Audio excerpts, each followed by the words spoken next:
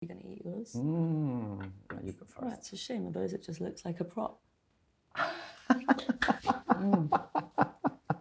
How is it? Better than what I could have made.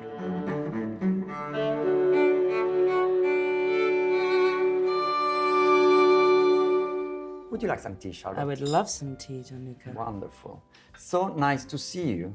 Lovely to see you It's been too. some time. Last time I came to see you in the countryside. You did. We went to Winchester Cathedral. We did indeed. It was so wonderful because you moved out from London to the countryside. I did, 3 years ago. How was it? It was organic. We had to move out our house in London because it was subsiding, so we thought we'd move to the country with the boys. And 4 boys, 3 dogs, 2 horses. well, that didn't come from London. So we just thought we'd give it a go in the countryside temporarily, and then time was up, and I didn't want to go back. Because I mean, I've known you for a long time, let's say. Well, since you were a student, I think I came to your degree show at London College of Fashion. Cordwainers. How was, the transition from going out every night, seeing friends, lots of friends, and constantly busy on a social scene into, the middle of nowhere? I think because it was organic and it was it started off as being a temporary change, it made it easier to just pack up my bags and go. And even actually just last week, after 3 years, I've taken everything out of storage because it is final. I am not going to come back to live in London, I don't think. And talking about, you've been designing shoes for a few years. Do you wear them in the countryside? I wear them never, unfortunately, but I do have a wall where I do try them on every now and again, just to remember what it's like. How did this passion for shoes come? Predominantly and mainly, I didn't know that you could specifically design shoes. I didn't know that there was a place such as Cordwainers where you could go and study how to make a shoe for 3 years. I guess I just like the small details and being able to be a bit hands-on and building a 3-dimensional object. But yeah, right now I've given that a break and I'm in wellies. What are you wearing today, by the way? I'm wearing Oh, spiky okay. ones, spiky shoes, angry shoes. So because you've always been obsessed with Oh yeah, leopard, there you go. I was going to say, animal normally I'm prints. wearing leopard Exactly. and I am. What are you There wearing, go. by the way? What's that thing on your I'm head? wearing a Marie Mercier hat. It's a hand with a it's big a hand? rock. Yes.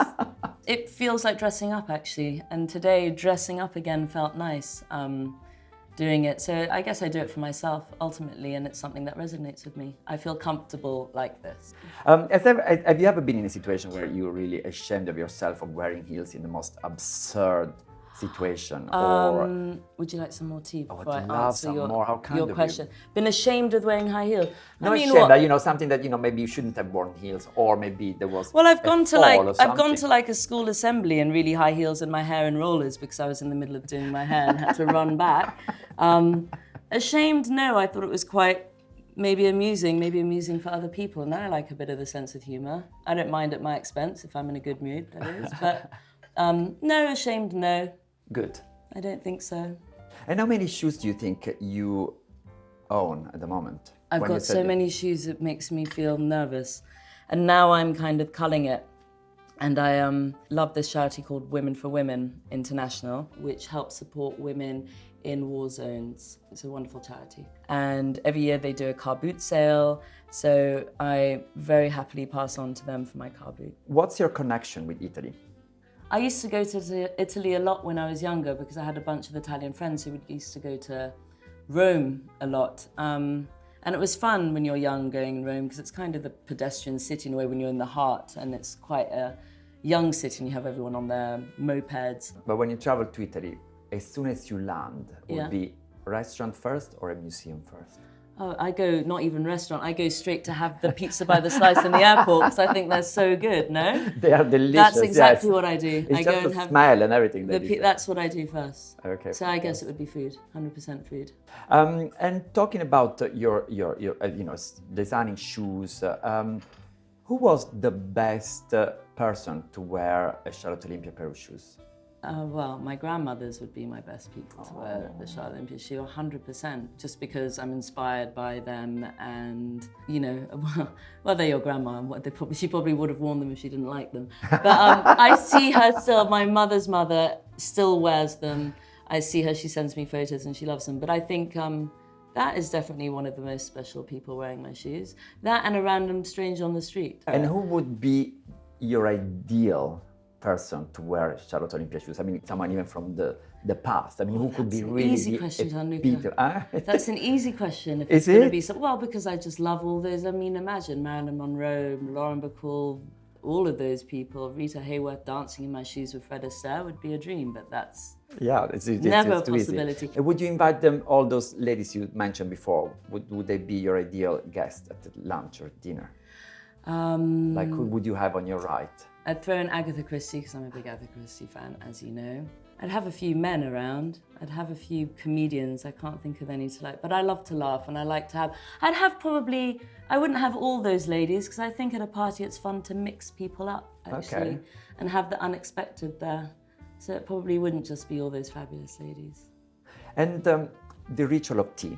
We all love a nice cup of tea. We love a cup of tea, and I love to brew my tea properly as well. That's like one of my nuances. Oh, really? Oh my God! I really hope today it's perfect. Is it perfect? No, but it's like, you know, when someone makes a cup of tea, my husband makes me a cup of tea and like just does it, but takes the tea bag out too soon or whatever, or just leaves it and forgets to give it. That's more nuanced. When it's in a pot, it's different. It's a different story. It's kind of different. Yes. But I love the ritual tea, and I love setting a table for tea. Exactly. Even if it's just for me. And tell me, do you think the ritual of tea has changed since you moved to the countryside, or actually it's become more? I think we say it a lot. Let's have a cup of tea. Like, I've suddenly become extremely English. It's like, have a cup of tea, and it has. And then when my boys ask me, I'm like, no, let's wait till it's not 4 o'clock yet. Or it's also just to distract them. But you know, even like the time of having tea, when it's tea time again, because I have to like do it for a lot of people. But if it's just for me, I mean, I've got my kettle on and just keep pouring all day, every day. I've suddenly become a big tea person. Great. And how do you spend your time in the country, apart from entertaining your children and friends who visit? And friends who visit, or go to the and local family. pub? I spend my time unpacking boxes, because I feel like now that I'm moving full time, I've got a lot of stuff in storage that I want to cleanse. Going through my work before I start launching it again, and I am forever picking up trails of socks and Nerf gun bullets around the garden. I mean, I'm just, you know, doing stuff. So, cheers for a lovely tea with Charlotte.